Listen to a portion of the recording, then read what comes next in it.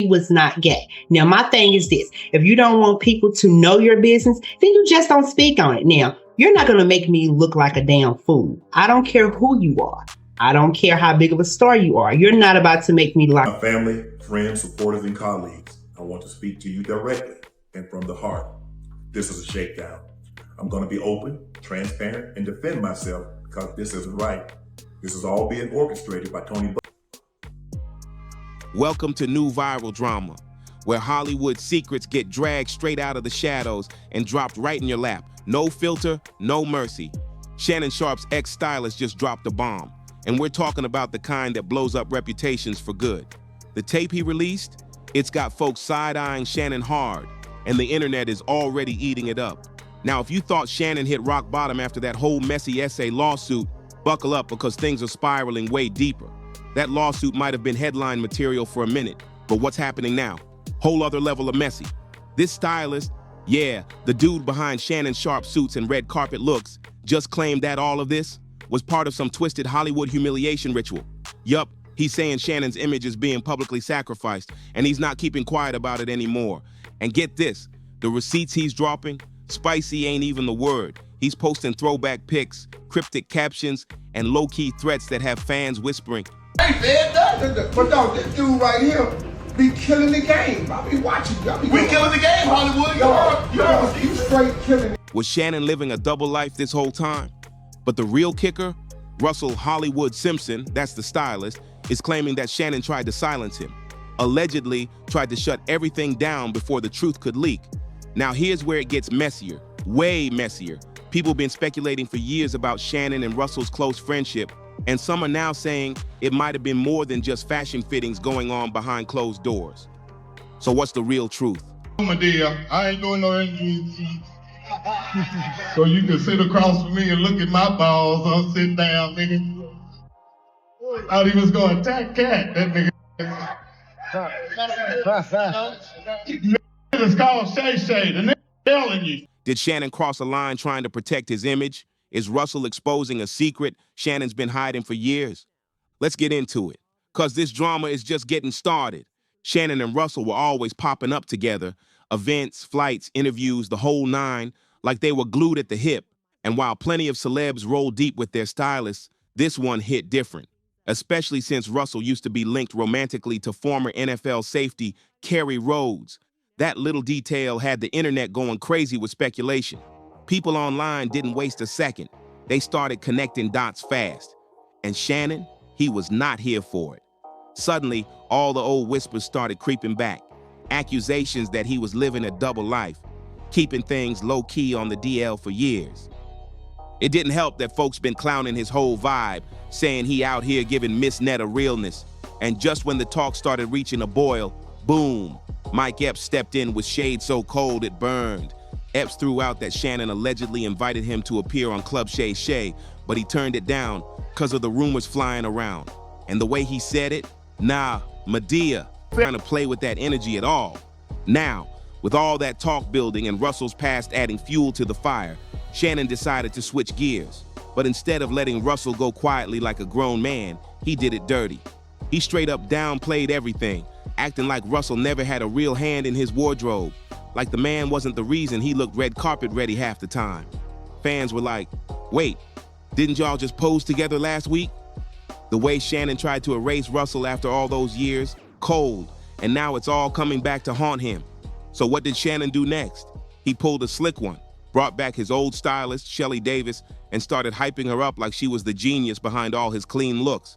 Gave her all the credit, saying she was the real mastermind behind his style. And right there, fans knew what time it was. It was obvious. Shannon was doing damage control, trying to kill those rumors once and for all. Kept saying it was just business, not personal. But the way he kept repeating it, yeah, it screamed guilty energy. And Russell? Oh, he was tight. Shannon thought cutting him off would quiet the whispers. But nah, that move only made things louder, way louder. Instead of staying quiet, Russell flipped the script. He started slow, not wild and out, but dropping little hints, subtle jabs, and serious receipts. Video clips, screenshots, behind-the-scenes footage, all showing that he was the one who had Shannon looking fresh from day one. Then Russell turned up the heat on Instagram, posted a clip with the caption, "Let's be clear."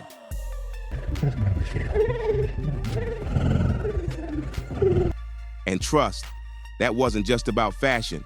That was a warning shot. See, back when things were good, Shannon used to praise Russell publicly. Interviews, red carpet, even DMs. But the second rumors popped off, suddenly Shannon was acting like Russell was just some dude who steamed his suits. All so he could clean up his image and keep playing that straight alpha narrative for the cameras. But Russell's not letting that slide, and now the real story is starting to unravel. Then things took a crazy left turn, like straight up wild. Shannon ended up pulling one of the most unhinged moves we've seen from him yet. On September 11th, 2024, he accidentally streamed audio of an intimate moment. Live on Instagram. Yeah, that happened. And if you were there, you know what we're talking about. That infamous, "Ooh, Michelle," deal clip. Whoo, that soundbite was definitely not PG. It was steamy, grown folks' business, and everybody who heard it knew exactly what kind of moment it was. Shannon and the mystery woman never showed their faces, but that didn't stop the internet from going into full investigation mode. The live disappeared quick, but it was already too late. Followers recorded it, screenshots popped up everywhere, and the comment section was going up in flames. And just when it couldn't get messier, Shannon tried to shut it down with some classic PR spin. He popped back online immediately, claiming his Instagram was hacked. Yup, he said hackers were behind the whole thing, posting this dramatic message. "Beware, my Instagram was hacked this morning. My team and I are working vigorously to figure this out." Obviously, I'm embarrassed.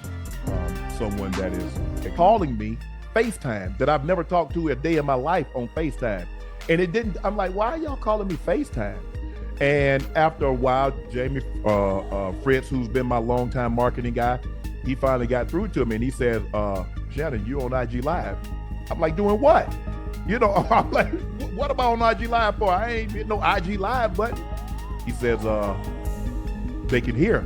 I'm like, so now, Ocho, you know, I say ask for patience. He said they can hear. And now I'm starting to get agitated again. Bruh, the cap was too loud. Fans weren't buying it for a second. Everybody knew that was no glitch. That was him, in the moment, caught red-handed. And get this, Shannon ended up deleting the hacker post altogether. No explanation, just poof, gone. Because deep down, he knew nobody was falling for that excuse. Eventually, he had to face the music. On his Nightcap episode, Shannon finally admitted the truth. No more hacker story, no more cover-up, just straight-up confession. But by then, the internet had already made up its mind. Shannon finally broke his silence and tried to explain the whole Instagram Live fiasco. According to him, it was just a big, messy accident, nothing more. He claimed he tossed his phone on the bed without realizing the live stream had started. It all started when someone had leaked some pictures of he and I out. And he said to the tabloid that he was not gay. Now, my thing is this. If you don't want people to know your business, then you just don't speak on it. Now, you're not going to make me look like a damn fool. I don't care who you are. I don't care how big of a star you are. You're not about to make me look like a fool. Right before things got real private. So instead of staying behind closed doors like it should have, that steamy moment got broadcasted to everyone, just like that. Shannon also made sure to shut down the idea that he staged it all for clout. He said point blank that IG Live wasn't some calculated stunt. It was an accident, period.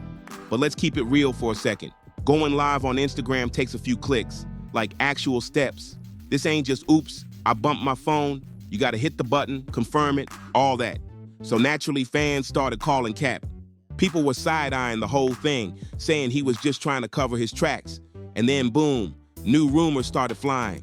Some folks think Shannon staged the whole leak on purpose to shut down all the talk about his sexuality. Others believe he did it to stay ahead of something bigger that might have been about to drop, like this was his version of getting in front of the story. And his hospitalization was due to Diddy. There are stories of him getting beat up and getting put, but I know he was on a movie set, but something from an altercation or something from drug-related that was given to him. Diddy will pull up and get wild with you by himself. Like, he's not soft. So that's the whole thing with him. Like, you know, He'd pull up and take something like it. Bro, he'll pull up and, bro, he slapped Drake. He did, and everyone looked over that. But here's what really had people talking. That audio, that ooh, Michelle, sounded off. Way too dramatic, almost like a performance. Folks were like, why he sound like he acting for BET After Dark? The internet ate that up, and fast. Memes, reactions, voiceovers, it went viral within minutes. And honestly, the way Shannon kept fumbling afterward just made everything feel even more suspicious. Like, what was he really trying to hide? If that live stream was really just an accident, then why did it spiral into full-blown chaos? And let's talk about the name that came out of nowhere, Michelle. Who even is she? Shannon's explanation made things even murkier. He claimed it was his assistant Jordan who ended the stream, but that only raised more eyebrows. Like, wait, if Jordan could shut it off, why couldn't he have started it too? I found out I was Diddy's neighbor on the third day. I swear to you, I didn't even know Diddy was right there. I literally, my barber came in, he's like, you know you right next to Diddy, right? Or like, somebody dropped it in my Reddit of the view of the helicopter, and then right over it, it was Diddy's house. Like, he got a slide in the back and all types of shit. Wow. It was crazy, yeah. It was just the most random. So it might have been some parties at your house. Oh my God. You ever was at a Diddy party? No, Never? I ain't never been invited. I ain't that big. I mean, maybe if I was in the position that I'm in now, but back then, no. I don't get invited to no parties, bro. Plus, I'm a homebody. Do you like partying or no? Nah. I feel that. I just like to be to myself, man. I feel that. You know. I feel that. They see me, I'm in the airport, or I'm going point A to point. Normally, mainly when people see me, I'm in the airport, I'm at the gym. Yeah. That's the extent. Or you getting freaky. Huh? Hey, Kai, give me some more. It's too soon, Kai. Kai, I need a year. September 11, 2025. Hey, you a freak ass. Hey, that nigga a freak. Hey, Shannon, no, I'm on you now, bro. Damn, you was going crazy, bro. Oh, come on. No, bro, I ain't gonna lie, you know how scary that is?